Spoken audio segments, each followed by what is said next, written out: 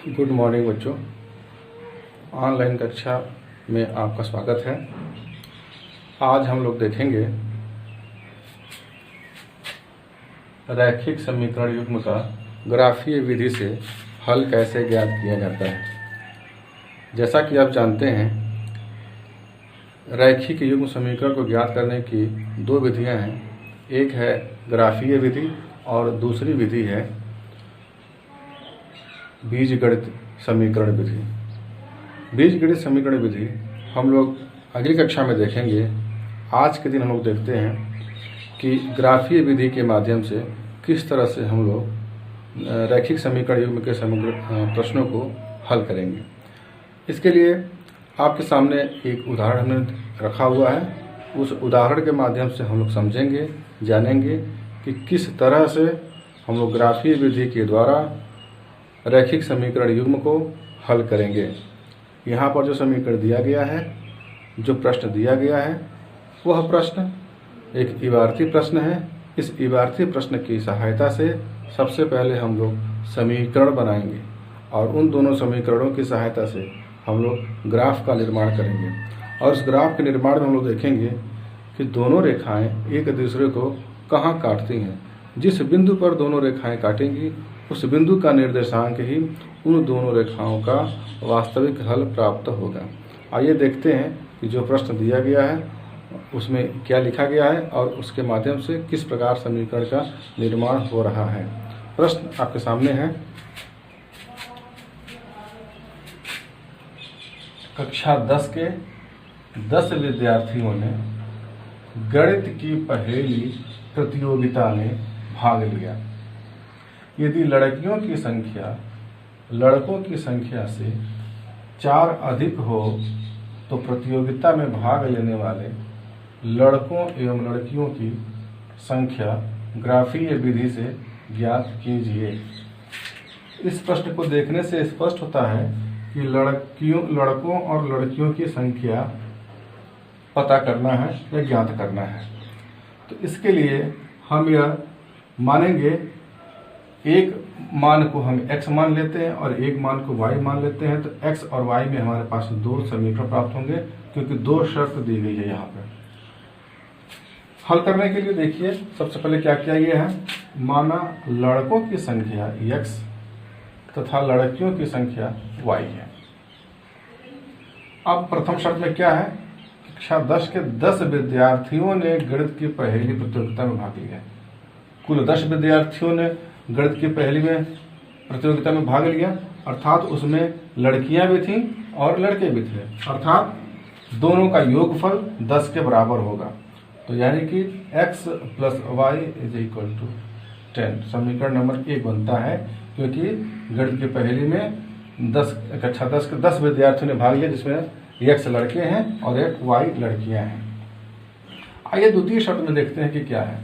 यदि लड़कियों की संख्या लड़कों की संख्या से 4 अधिक है, निश्चित रूप से लड़कियों की संख्या अधिक है यानी कि लड़कों की संख्या कम होगी। तो लड़कों की संख्या में यदि वह 4 जोड़ देते हैं तो निश्चित रूप से वह लड़कियों की संख्या के बराबर हो जाएगी। तो द्वितीय शर्त के अनुसार y जो है लड़कियों की संख्या बराबर लड़कियों की संख्या से 4 अधिक है, यानी कि y = x + 4। और इससे इसको यदि हम पक्षांतर करके सरल करें तो हमें बराबर के एक तरफ यानी कि बाईं तरफ x - y प्राप्त होगा और बराबर के दाईं तरफ -4 प्राप्त होगा।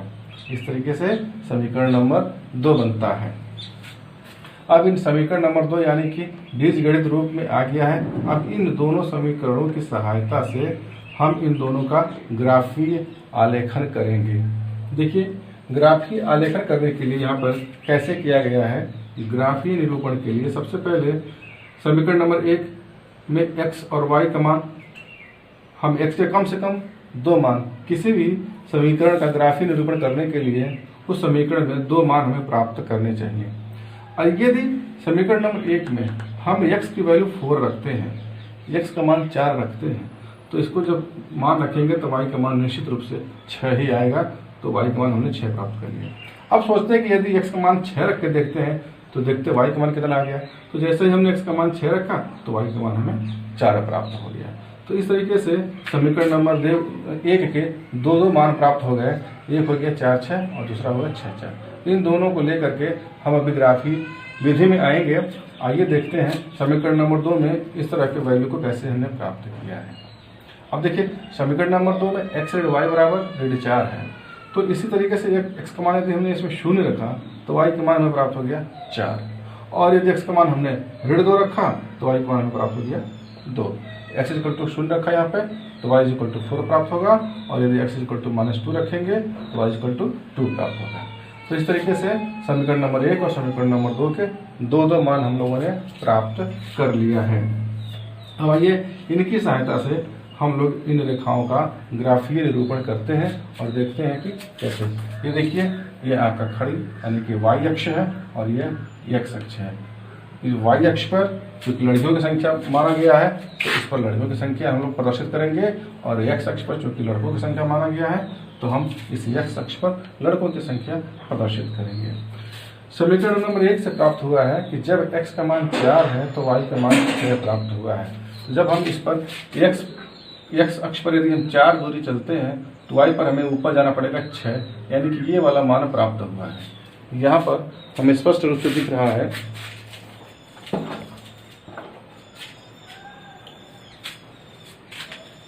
जब x का मान 4 है तो y का मान 6 प्राप्त हुआ है, और उसी प्रकार जब x का मान हम 6 ले रहे हैं तो y का मान हमें 4 प्राप्त हो गया।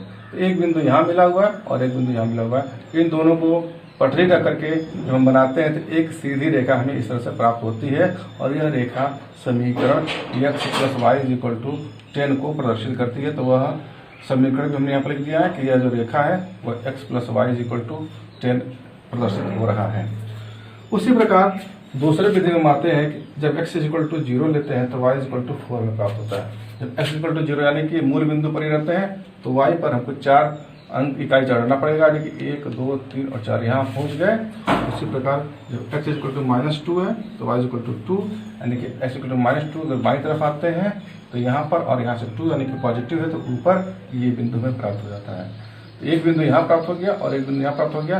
जब पटरी रख करके जब इसको सीधी रेखा बनाते हैं तो दोनों रेखाएं एक दूसरे को कहीं काटती हैं, जहाँ काटती हैं वहाँ पर हम ए नाम दे देते हैं, और जो रेखा सीधी रेखा बनी हुई है उसका समीकरण हमको लिखना होगा x ऋण y बराबर ऋण 4। जब x ऋण y बराबर ऋण 4 और रेखा x धन y बराबर 10 दोनों एक दूसरे को जहाँ काटती है वहाँ पर हमने बिंदु A लिख दिया है। अब इस A शीर्ष का निर्देशांक हम ज्ञात करने की कोशिश करते हैं। तो जब यहाँ से हम लंब रेखा x अक्ष पर डालते हैं तो वह 3 पर आकर के मिलती है, यानी कि x अक्ष पर 3 इकाई की दूरी मिलती है। तो हमने यहाँ पर लिख दिया 3। और जब इसी बिंदु से जब इस y अक्ष पर जब हम लंब डालते हैं तो वह y अक्ष पर 7 इकाई पर आकर के मिलता है, यानी कि इसका y ऑर्डिनेट हो गया 7। तो इस तरीके से A बिंदु के निर्देशांक हमें प्राप्त होते हैं 3 और 7, यानी कि x अक्ष पर 3 इकाई और y अक्ष पर 7 इकाई। और x अक्ष पर हमने किसको दिखाया हुआ है?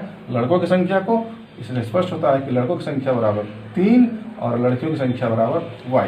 तो यहाँ पर हम देखते हैं कि ग्राफ से स्पष्ट है कि उभयनिष्ठ बिंदु A के निर्देशांक 3 7 है, अतः लड़कियों की संख्या बराबर y और बराबर 7 और लड़कों की संख्या बराबर x बराबर 3। इस तरीके से जो इबारती के प्रश्न दिए गए हैं उनको हम लोग एक बीजगणितीय समीकरण बना करके आसानी से ग्राफीय निरूपण करते हुए उन रेखाओं के उभयनिष्ठ बिंदु ज्ञात करते हैं, और जो उभयनिष्ठ बिंदु होता है वही उन दिए गए समीकरणों का हल होता है, यानी कि x का मान और y का मान प्राप्त होता है।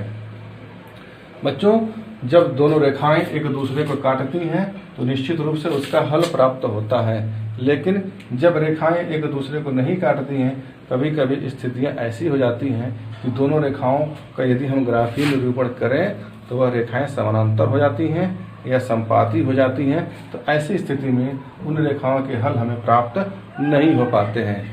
तो इस तरह से यदि हम देखें तो रैखिक समीकरण युग्म के हमें 3 गुण प्राप्त होते हैं। तो आओ इसको भी थोड़ा सा देख लें कि वह 3 गुण कौन कौन से हैं। पहला गुण यदि हम देखते हैं, यहाँ लिखा गया कि यदि रेखा युग्म के समीकरण a1x + b1y + c1 = 0 तथा a2x plus b2y plus c2 equal to 0 हो तो, यानी कि दो समीकरण हमने लिया हुआ है। पहले में देखो a1, b1 और c1 पहले समीकरण के क्रमशः x के गुणांक, y के गुणांक और अचर पद है, और उसी प्रकार द्वितीय समीकरण में a2, b2 और c2 क्रमशः x के गुणांक, y के गुणांक और अचर पद है। तो हमें इस रैखिक समीकरणों के गुण के आधार पर निर्धारित करने के लिए हमें उन समीकरणों के गुणांकों की आवश्यकता पड़ेगी। अब गुणांकों में क्या संबंध होता है, जिसके आधार पर हम लोग उन समीकरणों को बताएंगे कि उस समीकरणों के हल होंगे या नहीं होंगे, और यदि हल नहीं होंगे तो उन समीकरणों को क्या कहते हैं, और यदि हल होंगे तो उन समीकरण को क्या कहते हैं। आइए उसके बारे में थोड़ी सी जानकारी ले लें। देखो यहाँ पर स्पष्ट है कि दोनों रेखाएं एक दूसरे को काट लें, अर्थात प्रतिच्छेद करेंगे, और जब प्रतिच्छेद करेंगे तो निश्चित रूप से हमें इसका एक हल प्राप्त होगा, कोई ना कोई मान अवश्य प्राप्त होगा। तो जब प्रतिच्छेद करेंगी तो उस स्थिति में कंडीशंस क्या होगा कि a1 बटा a2 यानी कि x के गुणांकों का अनुपात, दोनों समीकरणों को लेकर के दोनों समीकरणों के x के गुणांकों का अनुपात और y के गुणांकों के अनुपात के बराबर नहीं है। यहाँ पर हम देखते हैं कि यहाँ पर समीकरण नंबर 1 में x का गुणांक 1 है और यहाँ पर x का गुणांक 1 है, तो यहाँ तो 1 बटा 1 आ गया। लेकिन दूसरे मद में यहाँ पर है 1 और यहाँ पर है -1, तो गुणांक इधर तो x के गुणांकों का अनुपात 1 आया, लेकिन y के गुणांकों का अनुपात -1 आया। इस तरीके से इनके गुणांकों का अनुपात यानी कि x और y के गुणांकों का अनुपात बराबर नहीं आया। तो जब गुणांकों का अनुपात बराबर नहीं आता है तो उस स्थिति में एक यूनिक सॉल्यूशन हमें प्राप्त होता है, एक अद्वितीय हल प्राप्त होता है, यानी कि x और y के एक निश्चित मान हमें प्राप्त होते हैं। और इस प्रकार के जो समीकरण होते हैं जिनके हम मान प्राप्त कर सके, यानी कि x और y के मान प्राप्त कर सके, इस प्रकार के समीकरणों को अविरोधी समीकरण युग्म कहते हैं, अविरोधी समीकरण युग्म कहते हैं। अब यदि एक रेखा के समानांतर दूसरी रेखा हो गई तो उस स्थिति में क्या कंडीशन बनता है कि अब एक रेखा के समानांतर का दूसरी रेखा है तो उस स्थिति में a1 बटा a2 और बराबर b1 बटा b2 का अनुपात तो मिलेगा, लेकिन c1 बटे c2 का अनुपात बराबर नहीं होगा, यानी कि a1 अपान a2 is equal to b1 अपान b2, ये तो मिला।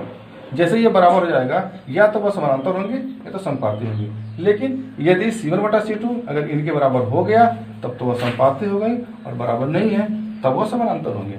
यानी कि जब दो रेखाएं समानांतर होंगी, यदि a1 बटे a2 बराबर b1 बटे b2 और ये बराबर नहीं है c1 बटे c2 के, तो इस स्थिति में दिए गए समीकरण का हमें कोई हल प्राप्त नहीं होता है, और इस प्रकार के समीकरण को असंगत रैखिक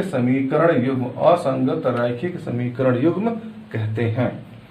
इसको यदि हम आइए प्रश्न गुण नंबर 3 देखते हैं कि संपाती होंगे, दो रेखाएं संपाती होंगे। संपाती का मतलब हो जाएगा कि एक रेखा के ऊपर दूसरी रेखा आ जाए, ठीक इसी के ऊपर दूसरी रेखा बन जाए। तो जब दोनों रेखाएं एक दूसरे के ऊपर ही होंगे तो निश्चित रूप से दोनों रेखाएं एक ही होंगी, उसमें कोई अंतर नहीं होगा। सिर्फ फर्क क्या होता है कि इनके गुणांकों, जैसे कि x plus y equal to 10 दिया गया है, यदि हम 2 से मल्टीप्लाई कर दें यहाँ पे तो 2x plus 2y is equal to 20 हो जाएगा। तो ऐसी स्थिति में x और x का अनुपात, y का अनुपात और अचर का अनुपात सब बराबर होंगे। तो जब सबके अनुपात बराबर हो जाते हैं तो एक रेखा दूसरी रेखा के ऊपर संपाती हो जाती है, उसी के ऊपर ओवरलैप कर जाती है। तो ऐसी स्थिति में अपरिमित हल प्राप्त होंगे। जैसे यही समीकरण यदि ले लिया जाए, एक ही समीकरण ले लिया जाए, तो इसके x के जो मान रखेंगे उसी के अकॉर्डिंग y के मान मिलेंगे। तो इस तरीके से x के हम अनंत मान रख सकते हैं और उसके अनुसार y के भी हम अनंत मान प्राप्त कर सकते हैं। इस तरह से कहा जा रहा है कि इसके अपरिमित हल हमें प्राप्त होंगे, और इस प्रकार के समीकरणों को संगत अथवा आश्रित समीकरण युग्म कहते हैं। अब आश्रित क्यों कहा जाता है? आश्रित इसलिए कहा जाता है कि जैसे जैसे हम x का मान रखेंगे वैसे वैसे y का मान हम प्राप्त करेंगे। तो यानी कि y जो होता है वह x के ऊपर आश्रित होता है, इसलिए इस प्रकार के समीकरण को हम आश्रित समीकरण युग्म या संगत समीकरण युग्म कहते हैं। तो बच्चों, आज हम लोगों ने देखा कि रैखिक समीकरण युग्म के ग्राफीय विधि से कैसे हल करते हैं और इस स्थिति में रैखिक समीकरण युग्म के क्या क्या गुण होते हैं और किस तरह से गुणांकों की सहायता से हम ये निर्धारित कर सकते हैं कि कौन कौन से समीकरणों के युग्म का एक अद्वितीय हल प्राप्त होगा, कौन कौन से रैखिक समीकरण युग्म संपाती हैं अथवा समानांतर हैं, ये सब निर्धारित करने का तरीका हम लोगों ने सीखा। इसी पर आधारित आपको जो असाइनमेंट दिए जा रहे हैं उसको हल करके भेज दीजिए, उसका मूल्यांकन कर दिया जाएगा। धन्यवाद।